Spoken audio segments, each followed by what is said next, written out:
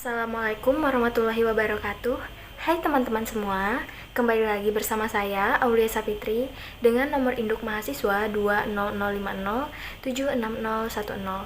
Saya dari Program Studi Pendidikan Bahasa, Sastra Indonesia dan Daerah angkatan tahun 2020 Universitas Mula Warman. Di kesempatan kali ini saya akan mereview materi sejarah sastra yang di dalamnya ada pengertian sejarah sastra, ada manfaat sastra, ada fungsi-fungsi sastra, ada jenis-jenis sastra, dan ada kaitannya ilmu sejarah sastra dengan ilmu yang lainnya.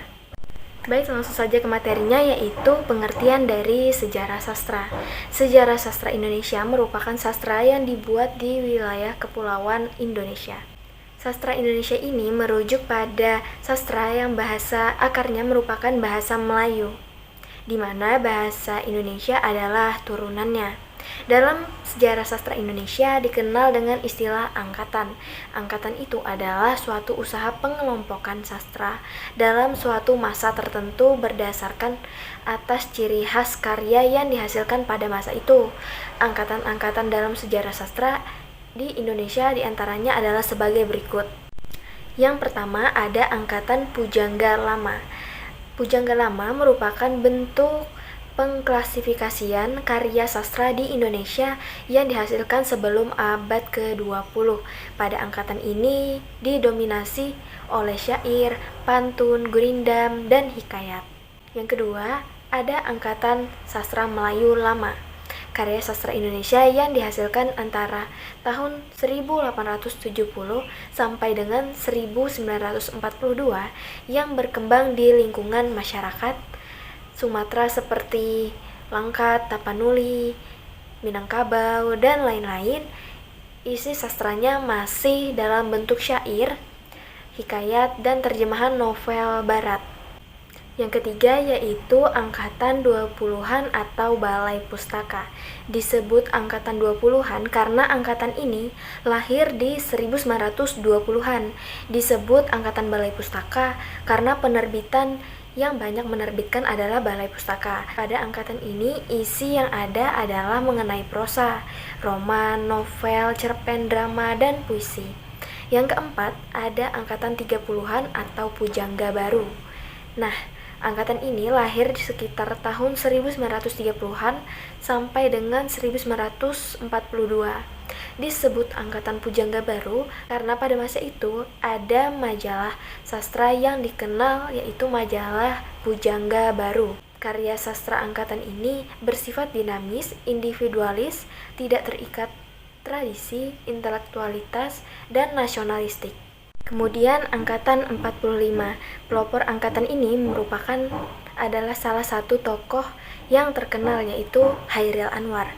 Ciri-ciri karyanya antara lain seperti bebas, individualistik, realistik, dan futuristik.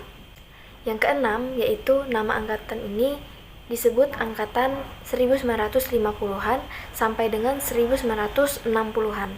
Pelopornya adalah seperti Pramudia Anantatur. Karya pada masa ini didominasi seperti cerpen dan kumpulan puisi. Yang ketujuh ada Angkatan 66. Nama angkatan ini diberikan oleh H.B. Jassin, muncul pada saat keadaan politik Indonesia kacau karena teror PKI. Karya sastranya banyak bersifat protes terhadap keadaan yang kacau pada masa itu. Dan yang kedelapan ada Angkatan 1980 sampai dengan 1990-an. Karya pada angkatan ini berisi tentang roman percintaan dan lebih menonjolkan tentang wanita. Yang kesembilan yaitu ada Angkatan Reformasi. Muncul angkatan reformasi ini ditandai dengan maraknya karya-karya sastra, puisi, cerpen maupun novel yang bertema sosial politik dan seputar informasi. Dan yang terakhir adalah angkatan tahun 2000-an. Di tahun 2000-an, penulis novel dan karya sastra lain sudah menjamur.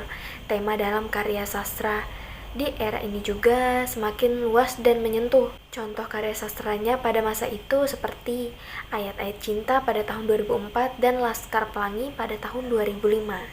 Selanjutnya yaitu jenis-jenis sastra.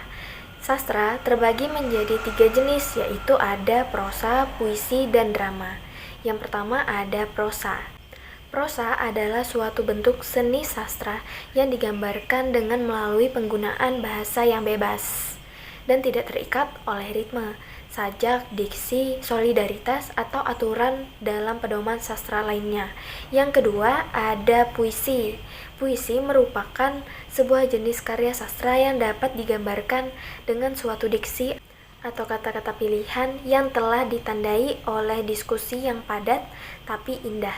Biasanya, puisi dapat mendorong kecenderungan seseorang untuk meningkatkan dalam kesadaran dengan melalui bahasa yang mempunyai ritme dan makna khusus. Dan yang terakhir yaitu drama. Drama merupakan sebuah bentuk dalam sastra yang dijelaskan dalam bahasa yang bebas dan panjang dan disajikan dalam dialog atau monolog. Drama memiliki dua makna, yakni drama dalam bentuk drama atau naskah yang telah dipentaskan.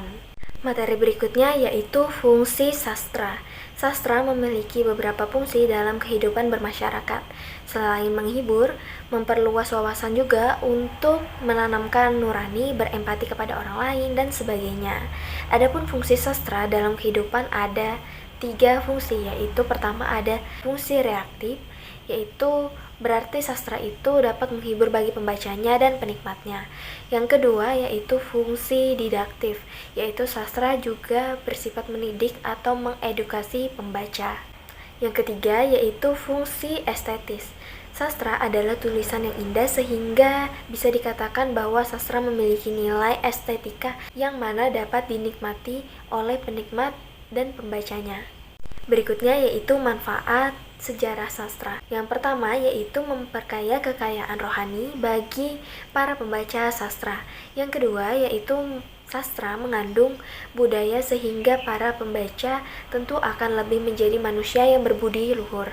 Yang ketiga yaitu bahasa yang dikemas dalam sastra yang indah.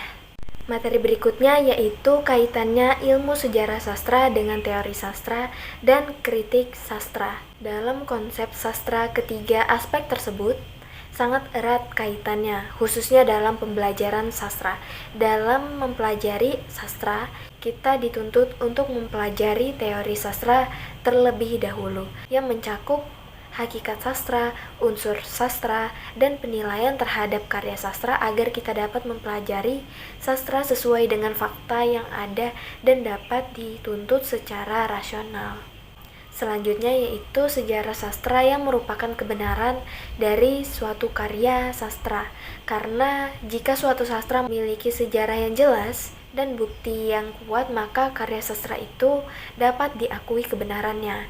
Dan yang terakhir yaitu hubungan kritik sastra dengan pembelajaran karya sastra, yaitu di mana kita menilai tentang bobot yang dimiliki suatu karya sastra, baik itu penilaian mengenai keindahan, kelebihan, kekurangan, dan lain sebagainya. Terima kasih karena telah menonton video saya. Jangan lupa untuk selalu menjaga kesehatan dan mematuhi protokol kesehatan. Dan jangan lupa untuk memakai masker bila keluar rumah. Dan jangan lupa untuk selalu mencuci tangan dimanapun kita berada. Semoga kita mendapatkan manfaat dari sejarah sastra yang sudah saya sampaikan. Saya mengucapkan minta maaf apabila ada kata yang kurang berkenan. Terima kasih. Wassalamualaikum warahmatullahi wabarakatuh.